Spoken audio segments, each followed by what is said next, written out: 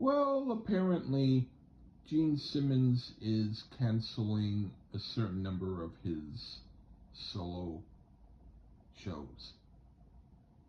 He might still be doing some shows, but I don't know the difference between how many are being canceled as opposed to how many he's doing.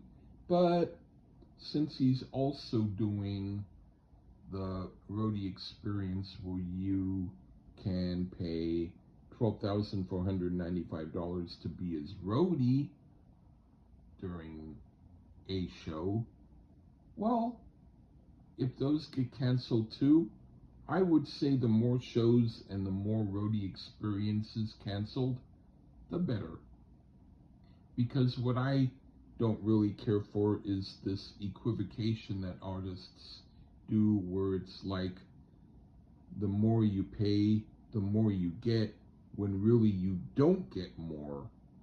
You just think you're getting more, when really, if you go to a show by a local band at a club who are at the merch table after the show and you can meet them and they're really cool and the show is inexpensive and it's a really good show, I think that that's a much better bet, and I think that people ought to see more of those shows.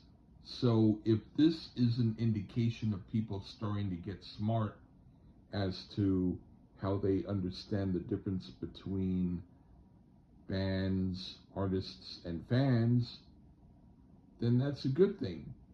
And if Gene then gets an understanding, whether he'll understand it or not, about how people won't be paying to see him, or maybe even won't be paying to be his roadie, then maybe he might do something else. I don't know. But I think that I'll go see the people who I want to see live. And if Gene did do a show for $20 in maybe a few block radius of where I lived, sure, I'd maybe see it. Especially if he appears after the show at the merch table. Otherwise, nah. Anyway, those are my opinions. Take care. Bye.